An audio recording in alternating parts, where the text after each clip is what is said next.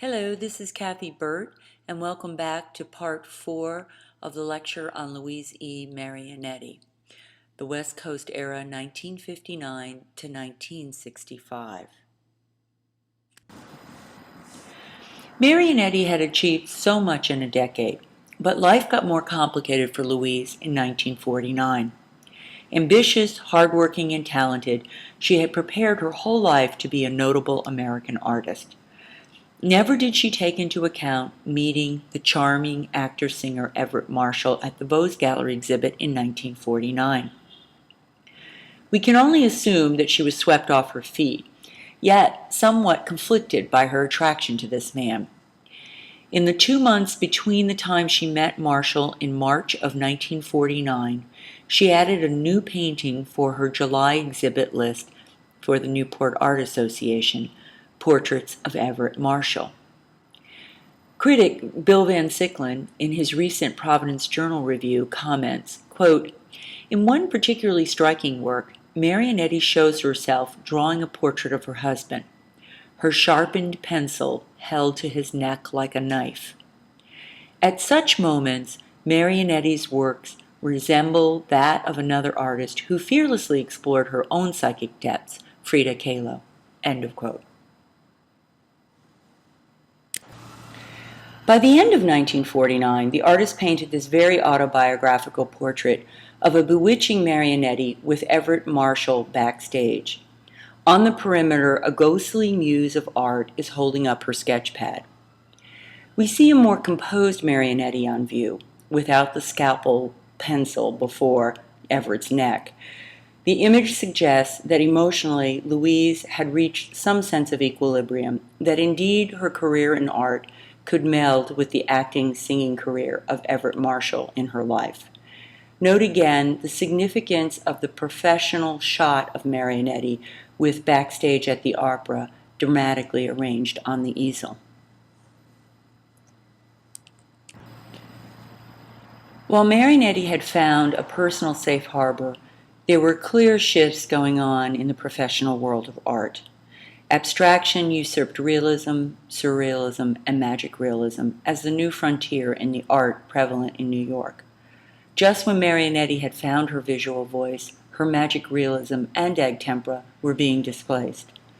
The talented artist continued to promote her egg tempera and gouache work. There were several juried venues still enthusiastic about the style on the East Coast, including the Audubon Artist, American Watercolor Society, Mystic Art Association, Ogunquit Art Center, Silvermine Guild Artist, and Riverside Museum. However, Marianetti, aware of it or not, was no longer at the forefront of an art movement and style, but quickly becoming a past chapter.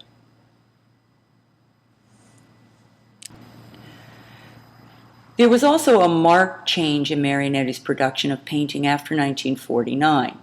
It is almost as if Marianetti had post-exhibit fatigue, or perhaps she felt she needed to continue to get more exposure for the core collection until it was all sold. Or was she just resting on her laurels? In fact, most of the paintings submitted for exhibitions and juried shows between 1949 and 1959 were recycled from the 1940 exhibits in Boston, Newport, and New York. While her paintings continued to garner respect and admiration, no matter what the venue, there is a sense that Marianetti got stuck, and she saw no need to evolve her subject matter and her style. In 1959, 10 years after meeting Everett, Louise married him in Fort Worth, Texas. At the same time, she exhibited at the Ridgelia Country Club, a composite of the original Bert Gallery exhibit. The newspapers note, quote, "Ridgelia is privileged to present the works of the gifted artist Louise E. Marianetti, many times a prize and award winner for her paintings, shown in one-man shows in galleries of New England and New York." End of quote. With her marriage also came a shift to the West Coast, where she and Everett settled in Carmel, California. They were enthusiastically greeted. The local paper notes, quote, "Two famous names in the world of art have decided to live in Carmel Valley to further pursue their efforts which have brought them great renown." End of quote. In Carmel, Marianetti made a complete transition in media, from egg tempera to pastel. Only very occasionally would she paint with the Renaissance media again, and this fact alone may have signaled her final closure to a bygone era as an egg tempera painter, or that egg tempera was just too labor-intensive to pursue with her new California lifestyle. The West Coast was inspiring, and Marianetti channeled her remarkable technical ability into pastel with much success. She had an active social life and developed new collectors and admirers. Marianetti was handled by Zantman Gallery and the Carmel Valley Art Gallery, where she regularly exhibited and sold, occasionally showing her older East Coast work. So, what are we to conclude of Louise Marianetti's artistic career and her place among other American artists of the era? In 1965, Everett died, and Louise moved back to Rhode Island in 1968 to live with her sister Julia. With this final move home, she retired from art life at a relatively young age of 52. She melded back into her family roots, making no contact with the artist community in Rhode Island. Louise Marianetti had jumped many boundaries in the world of art between 1930 and 1959. She produced some of her best work as a result of experimentation in a variety of media and subject matter. With egg tempera and gouache, an eye toward the Italian Renaissance artist, immersion in the New York art scene, Marianetti secured her place in a very competitive national arena for a short period of time.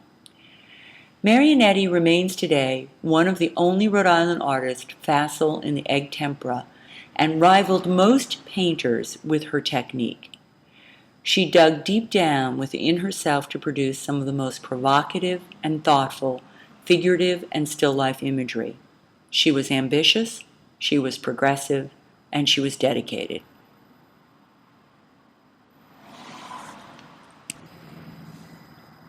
So why did Louise stop painting at a young age, and why did she withdraw from the competitive art arena? Certainly other egg tempera artists such as N.C. Wyeth and George Tooker journeyed on and remained comfortable within their craft. We can only speculate. Perhaps because of her relationship with Everett, her professional passion and ambition abated. Perhaps her disturbing, mystical rumblings no longer needed a visual voice. Or perhaps after all of her hard work, she did not care to shift her ideals and style to the new era of art. Marianetti maintained in her writings that when it came to making the art, her medium of choice was egg tempera. She says, quote, "With egg tempera and oil, called a mixed technique, I find I can achieve an effect of greater luminosity, texture, and richness of color. With the latter medium, I can best reconcile the formal values of painting to the life around me. I paint in terms of light and shadow, using color and form for emotional rather than aesthetic reasons. My gouache, I paint visual reality of eye appeal." End of quote.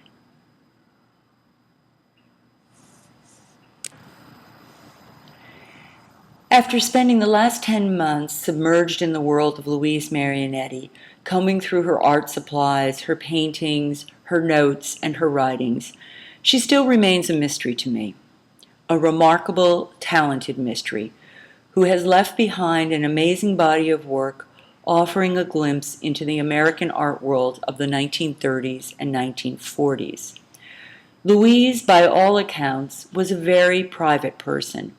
She was also rather eccentric. So I leave with you a final quote from Eliza Gardner found in Marianetti's correspondence. Quote, "Your work is going to live and be well known as the years go on. We hope it will be in your lifetime, dear, hardworking Louise." End of quote.